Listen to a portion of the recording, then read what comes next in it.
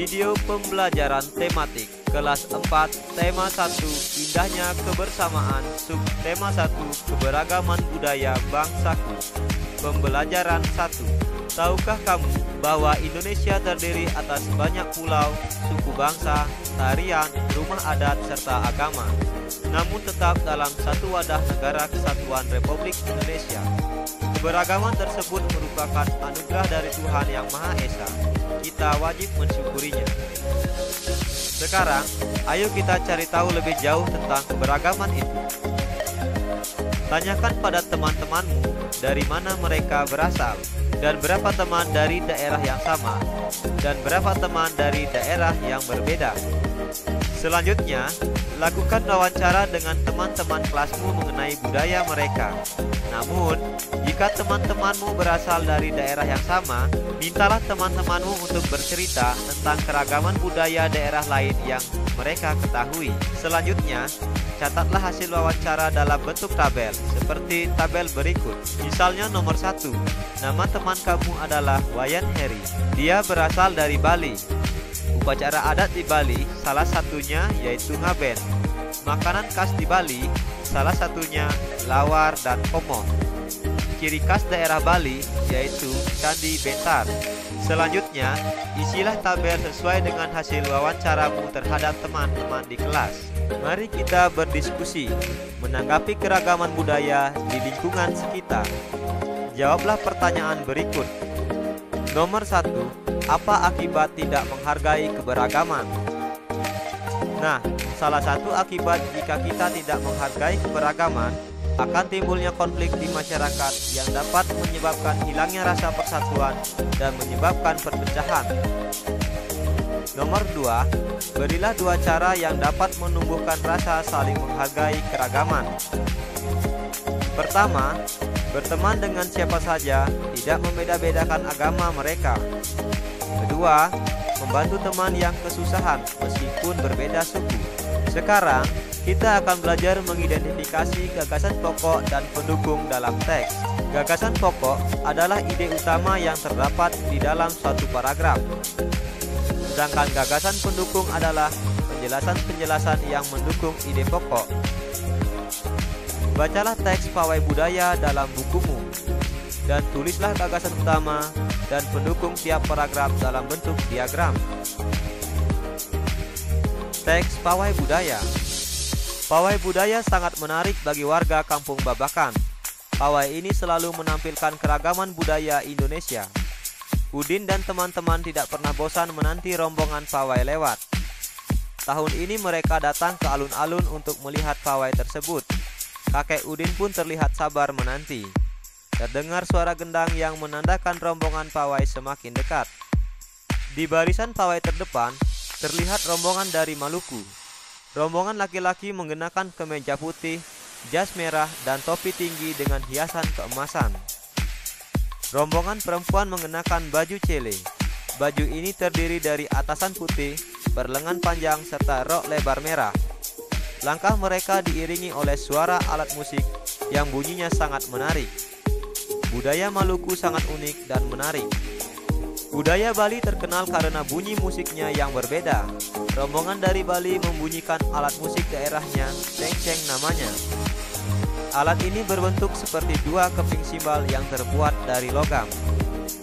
Nyaring bunyinya ketika kedua keping ini dipadukan. Rombongan dari Bali diikuti oleh rombongan dari Toraja. Wanita Toraja memakai pakaian adat yang disebut baju koko. Rombongan laki-laki menggunakan pakaian adat yang disebut sepa talung buku. Rombongan Toraja membunyikan alat musik khas mereka, papompang namanya. Alat musik ini berupa suling bambu besar yang bentuknya seperti angklung. Unik bentuknya, unik pula bunyinya. Budaya Toraja sangat menarik untuk dipelajari. Setiap bacaan biasanya terdiri atas beberapa paragraf. Setiap paragraf memiliki gagasan pokok yang didukung oleh gagasan pendukung. Gagasan pokok adalah ide utama yang dibahas dalam suatu bacaan. Dapat berupa kalimat inti atau berupa pokok paragraf. Sedangkan gagasan pendukung adalah uraian atau tambahan informasi untuk gagasan pokok. Sekarang, coba perhatikan sekali lagi teks pawai budaya di bukumu. Dan kita akan masuk pada paragraf kedua. Di paragraf kedua terdapat 6 baris kalimat. Baris kalimat pertama, di barisan pawai terdepan terlihat rombongan dari Maluku. Ini adalah gagasan pokok pada paragraf kedua. Sedangkan baris kalimat kedua, ketiga, keempat, kelima, dan keenam adalah gagasan pendukung pada paragraf kedua. Intinya, setiap paragraf terdiri atas gagasan pokok dan gagasan pendukung, di mana gagasan pokok di masing-masing paragraf bisa terdapat di awal ataupun di akhir dan juga di tengah-tengah. Jika gagasan pokok dan gagasan pendukung pada paragraf kedua pawai budaya dimasukkan ke dalam diagram, maka akan terlihat seperti berikut ini. Nah, ini adalah gagasan pokok dan gagasan pendukung dari teks pawai budaya paragraf kedua yang telah kita masukkan ke dalam diagram. Selanjutnya untuk paragraf pertama, ketiga, dan keempat, silakan kerjakan dalam buku tugasmu seperti contoh diagram ini. Selain kaya akan budaya, tarian, dan makanan khas daerah, Indonesia juga kaya akan jenis alat musik. Berikut adalah beberapa contoh alat musik yang dimiliki oleh suku di Indonesia. Angklung dan suling adalah jenis alat musik yang berasal dari Jawa Barat. Sasando adalah jenis alat musik yang berasal dari Nusa Tenggara Timur. Tipa adalah jenis alat musik yang berasal dari Papua. Setiap jenis alat musik memiliki cara penggunaan yang berbeda-beda dalam memainkannya. Misalnya angklung dimainkan dengan cara digoyangkan. Seruling atau suling dimainkan dengan cara ditiup. Sasando dimainkan dengan cara dipetik. Tipa dimainkan dengan cara dipukul. Sekarang, cobalah cari informasi mengenai alat musik tradisional Indonesia lainnya. Tulislah dalam bentuk tabel. Contoh, nomor 1, nama alat musik suling, asal daerah Jawa Barat. Cara memainkan dan menghasilkan bunyi, alat tersebut dimainkan dengan cara ditiup, sehingga menimbulkan getaran udara dalam suling. Getaran tersebut menghasilkan bunyi.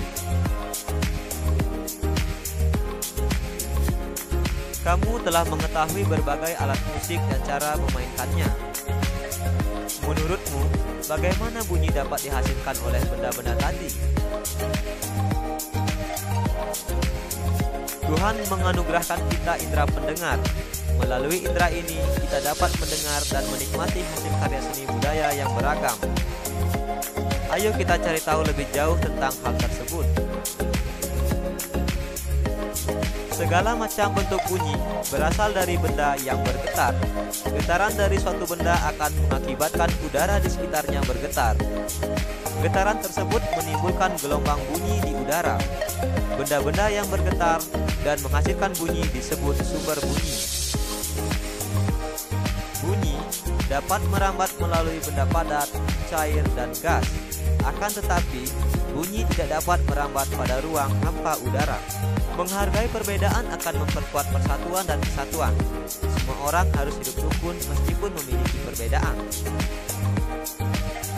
Dalam kehidupan sehari-hari, banyak perbedaan yang kita temui, mulai dari perbedaan agama, suku, ras, hingga warna kulit.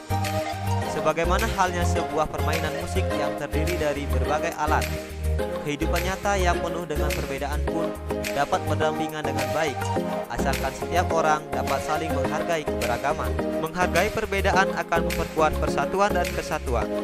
Semua orang harus hidup rukun meskipun memiliki perbedaan.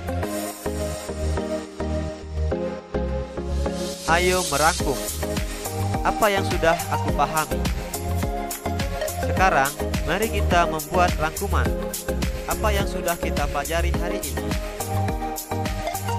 Hari ini kita telah mempelajari tentang gagasan pokok dan gagasan pendukung dalam teks. Kemudian, kita juga telah mempelajari informasi tentang alat musik tradisional Indonesia. Dan kita juga telah mengetahui apa itu sumber bunyi. Sekarang cobalah jawab beberapa pertanyaan berikut.